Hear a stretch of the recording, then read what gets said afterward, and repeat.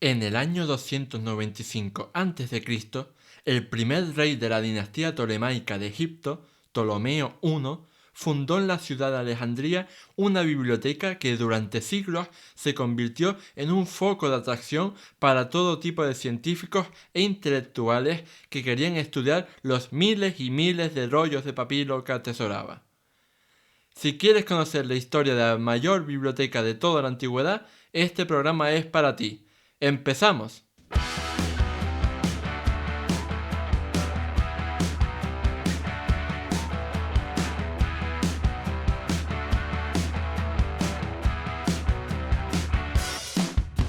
Muy buenas a todos y bienvenidos al episodio 2 del podcast de Historia, el programa con el que cualquier persona puede aprender sobre historia independientemente de su formación o nivel de conocimientos previos. Soy Óscar Hernández, historiador y divulgador histórico. Me puedes leer en mi web Historia y puedes seguirme y contactar conmigo en mis perfiles en Facebook, Twitter e Instagram. Después del programa inaugural, en el que hice una reflexión personal acerca de los motivos por los que creo que la historia y el oficio de historiador son más necesarios que nunca, hoy empezamos con la divulgación propiamente dicha.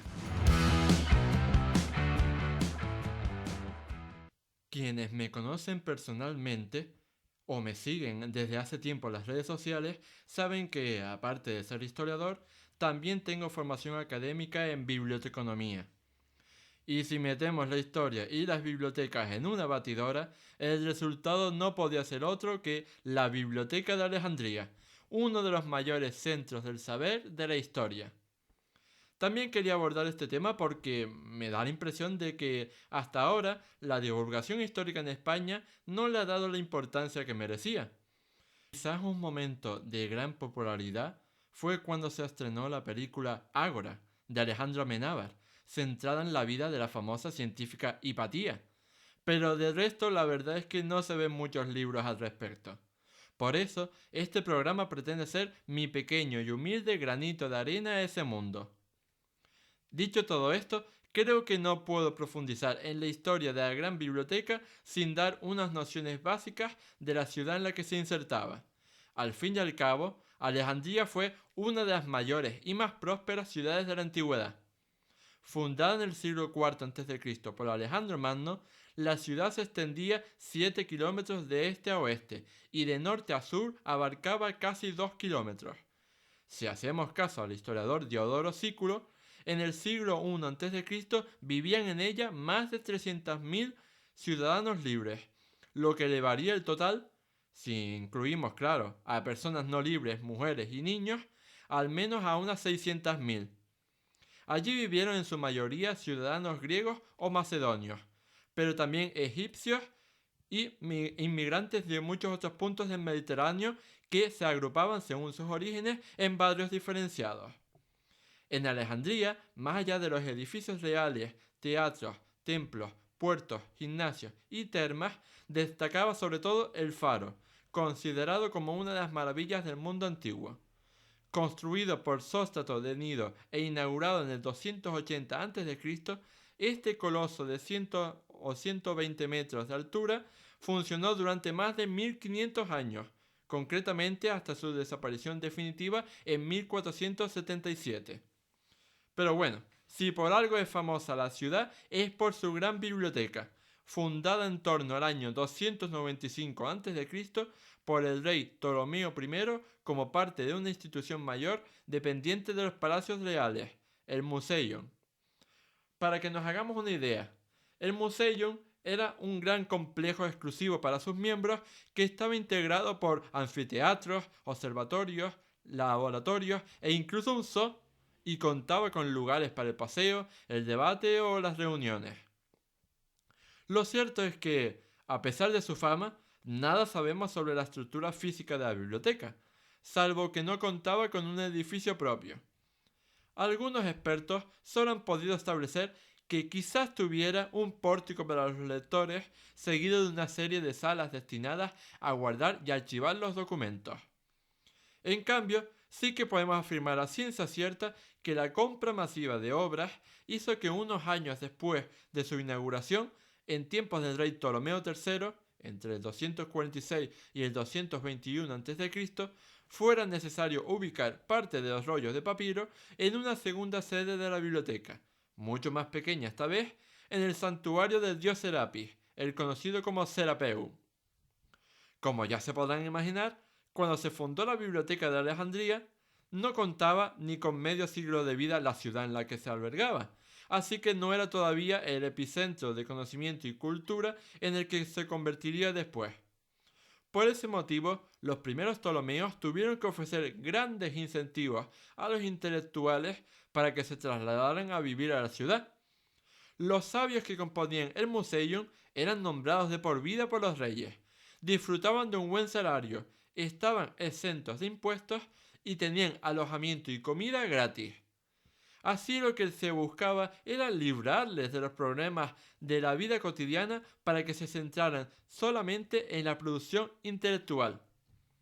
Hablando en cristiano, si el faraón de turno te escogía como miembro del Museo, digamos que te tocaba el Euromillones y tenías la vida resuelta.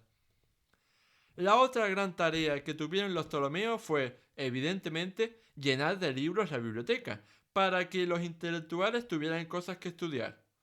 Para ello, los primeros reyes de la dinastía mandaron multitud de agentes con los bolsillos llenos a Atenas, Rodas y otros muchos centros de la antigua Grecia con una única misión: comprar el máximo número de libros posibles.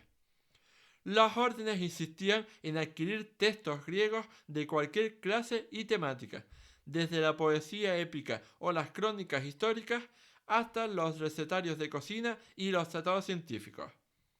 En este sentido, cabe destacar que el único criterio de selección importante era la antigüedad del original, ya que se pensaba que cuanto más antiguo fuera el documento, menos procesos de copiado, con potenciales errores, habría sufrido. Para obtener sus valiosos ejemplares, los Ptolomeos no dudaron tampoco en requisar todos los libros que pudieran transportar cualquier barco que llegaba al puerto de Alejandría. La cosa era tal que así. Tú como comerciante atracabas en el puerto de Alejandría y enseguida veías como unos funcionarios llegaban para inspeccionar si tenías libros a bordo. En caso de que así fuera, estos hombres se llevaban las obras a la biblioteca para ser copiadas rápidamente, quedándose ellos el original y devolviéndote a ti la copia que habían hecho a toda prisa. En el siglo II después de Cristo, el médico Galeno escribió en una de sus obras que el apetito voraz de los reyes por adquirir nuevas obras era tal que favoreció incluso la aparición de una industria de falsificación de los documentos. Algunos comerciantes avispados y habilidosos envejecían documentos nuevos o vendían obras de autores que no correspondían para conseguir el dinero que los agentes reales estaban dispuestos a pagar por ellas. Respecto a las características formales de las obras, cabe aclarar que casi la totalidad de los libros de la biblioteca estaban escritos en griego, ya que en su mayoría eran de autores griegos. De hecho, las escasas traducciones respondían sobre todo a obras escritas en egipcio o en escritura cuneiforme. Por otra parte, los rollos eran de papiro, lo que no significa que no hubiera también algunas excepciones en tela o piel. Independientemente de su soporte, los trabajadores de la biblioteca envolvían las obras en fundas de piel o de papiro y las colocaban en cajas o cestas para su mejor conservación. Además, para la copia de volúmenes, la biblioteca contaba con un taller con unas normas estandarizadas en producción documental que establecían cosas como la extensión del rollo, la anchura de las columnas, el número de líneas por columna, las letras por línea, etc. Pero bueno, vayamos al meollo de la cuestión, a la pregunta que seguramente más de uno se estará haciendo ahora mismo y desde el principio del programa. ¿Cuántos libros llegó a albergar la Biblioteca de Alejandría? La verdad es que si te dijera una cifra cerrada y segura, te mentiría, así que siento decepcionarte. No hay ninguna duda de que fue mayor que cualquier otra biblioteca de la antigüedad, pero determinar una cifra exacta es bastante difícil debido a la escasez y disparidad de las fuentes. Por ejemplo, el escritor romano Aulo Gelio fue el más exagerado de todos al escribir en el siglo II después de Cristo que la biblioteca contenía cerca de 700.000 volúmenes. Muchos siglos después, el escritor bizantino Juan Ceses dijo que la sede principal tenía unos 490.000, mientras que el Serapeum guardaba unos 43.000. En todo caso, habría que distinguir entre obras únicas y volúmenes totales, ya que la mayoría de libros se extendían a lo largo de varios rollos. También hay que tener en cuenta que en la biblioteca había muchas obras repetidas, debido tanto a su gran demanda de uso como a la precaución por evitar su deterioro. Así, es probable que más de la mitad de la cantidad total de volúmenes fueran duplicados. En definitiva, por no enrollarnos más, algunas estimaciones modernas calculan que quizás podría haber llegado a albergar en torno a 50.000 volúmenes, correspondientes a lo mejor a más de 20.000 títulos únicos. Sin embargo, como ya dije, el tema está lejos de estar zanjado. Puede que no sepamos nunca la cantidad exacta de obras que custodiaba la Biblioteca de Alejandría, pero sí conocemos algunos de los mayores tesoros que tuvo a lo largo de su historia. Estamos hablando, por ejemplo, de la versión griega del Antiguo Testamento, la lista cronológica de faraones de Manetón, libros que habían pertenecido a Alejandro Magno, traducciones de obras de Zoroastro, las obras de dramaturgos como Esquilo, Sófocles y Eurípides, o diversas copias de los clásicos de Homero. En su siglo fundacional, es decir, solo a lo largo del siglo III a.C., formaron parte del museo sabios tan importantes como el matemático Euclides, el físico Estratón, el geógrafo Erastótenes, el escritor Apolonio de Rodas, el médico Herófilo o el científico Arquímedes. En el otro extremo cronológico tenemos a la famosa matemática, filósofa, astrónoma e inventora Hipatía, que fue una de las últimas personas en trabajar en los reductos que aún quedaban de la biblioteca en el siglo IV de nuestra era. Otra pregunta que podríamos hacer al escuchar esto es ¿qué hacían estos sabios en la biblioteca? Pues bien, lo primero que quería decir es que a la hora de imaginar cómo era su día a día, no debemos imaginar este centro como una biblioteca del presente. Si nuestras bibliotecas actuales se caracterizan por el silencio para concentrarse en la lectura individual, en la biblioteca de Alejandría había todos los días una gran cantidad de ruido fruto de la suma de muchas personas haciendo lectura en voz alta de sus documentos. Esto sin duda nos llama la atención en el presente, pero lo cierto es que ni griegos ni romanos usaron nunca mesas para leer, ya que la costumbre actual de leer en silencio no se impuso hasta la Edad Media. En la época que tratamos, los sabios del museo podían realizar sus lecturas en voz alta paseando por los pórticos o sentados en los bancos de los jardines, lo que fomentaba el debate e intercambio de ideas entre ellos. Además, la forma misma de leerlos era diferente a la actual. El lector sostenía el rollo de papiro con las dos manos, de modo que cuando acababa de leer una columna de texto, desarrollaba con una mano la siguiente, mientras que con la otra enrollaba la que había terminado. Recapitulando, ya conocemos la institución y conocemos a los intelectuales, pero falta hablar del tercer pilar de este legendario centro de conocimiento, los bibliotecarios, es decir, las personas que dirigían la biblioteca. Al frente de la biblioteca que les servía como fuente de investigación se hallaba un director de nombramiento real que muchas veces también ejercía como tutor de los príncipes Ptolomeos. Aunque Demetrio de Farero fue la primera persona encargada en la práctica de la biblioteca, lo cierto es que el primero que ostentó el título de bibliotecario real fue su sucesor, Zenódoto de Éfeso. Este intelectual fue especialmente famoso por haber sido el primero en establecer un texto fidedigno de los poemas homéricos, la Ilíada y la Odisea. Durante siglos, por todo el mundo griego habían circulado múltiples copias con un sinfín de diferencias entre sus textos, por lo que su trabajo ayudó a fijar una versión canónica de las obras. La labor filológica de la Biblioteca de Alejandría llegó a su máximo desarrollo en el siglo II a.C. con los bibliotecarios Aristófanes de Bizancio y Aristarco de Samotracia. El primero de ellos, como ya hiciera Cenódoto, preparó una nueva edición de la Ilíada y la Odisea de Homero, así como de la Teogonía de Hesíodo. Más allá de la poesía épica, trabajó en ediciones del comediante Aristófanes y es probable que editara también a Eurípides, Sófocles y Esquilo. Por otra parte, la obra de Aristarco, centrada por completo en la filología, abarcó la gramática, la ortografía, la crítica literaria o la etimología. Asimismo, gracias al trabajo conjunto de este con Aristófanes de Bizancio, conocemos el llamado Canon Alejandrino, una lista de los principales autores a tener en cuenta en todos los géneros, desde la poesía lírica o la comedia hasta la historiografía, la oratoria o la tragedia.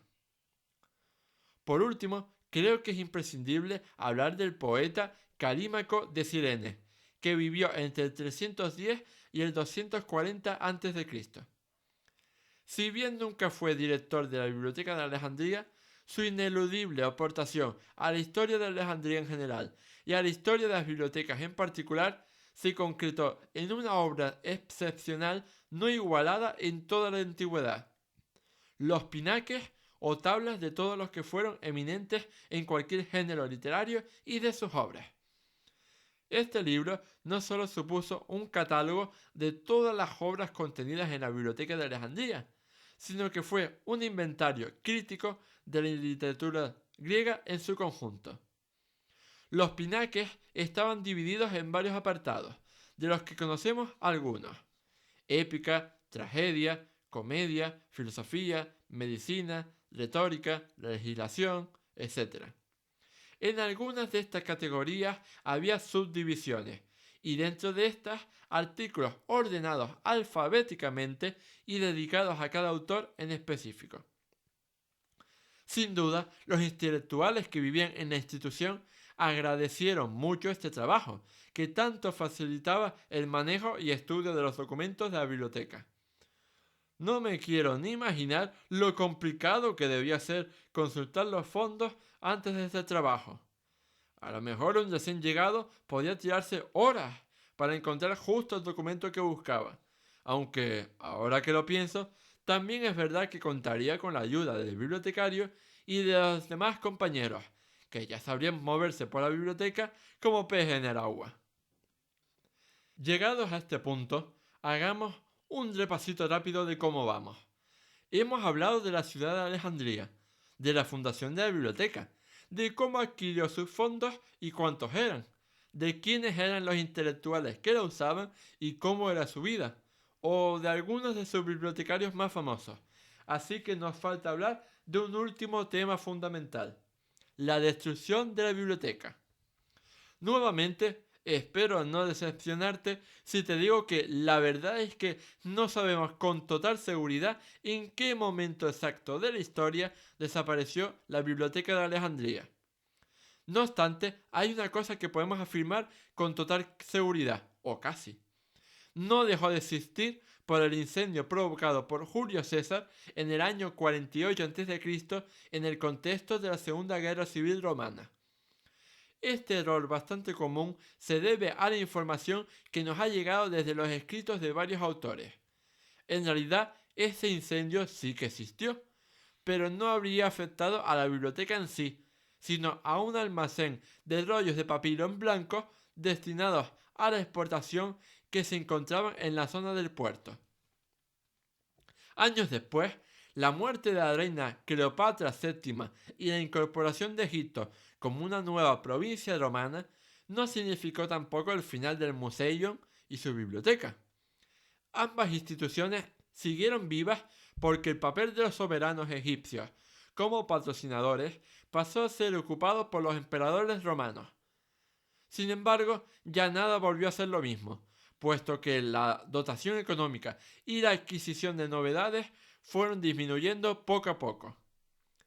Tras varios siglos de progresiva decadencia y algunos momentos puntuales del resurgimiento, todo hay que decirlo, a lo mejor el final de la gran biblioteca de Alejandría llegó a finales del siglo III de nuestra era, en tiempos del emperador romano Diocleciano. Concretamente, en el año 296 de nuestra era, los alejandrinos estaban hartos de ser una de las despensas de Roma y se sublevaron. En consecuencia, Diocleciano conquistó la ciudad después de un duro asedio de meses y procedió luego a una destrucción de parte de la misma que bien pudo afectar al edificio y a los libros de la biblioteca. Fuera destruida o no en ese momento, todo parece indicar que la biblioteca pequeña, la ubicada en el templo del dios Serapis, que servía como segunda sede, sobrevivió. En este caso, su final definitivo habría llegado un siglo más tarde, en el año 391. El emperador romano Teodosio I, especialmente interesado en acabar con la herejía y el paganismo tras haber declarado en el año 380 que el cristianismo pasaba a ser la religión oficial del Imperio Romano, accedió a que Teófilo, el patriarca cristiano de Alejandría, destruyera el Serapeum. La desaparición de este símbolo del Egipto tolemaico no tuvo por qué suponer necesariamente la destrucción de las colecciones de libros que guardaba. Pero claro, ya cualquier cosa que se diga a partir de aquí es una conjetura que se pierde en la bruma de la historia. Hasta aquí el programa número 2 de Historia.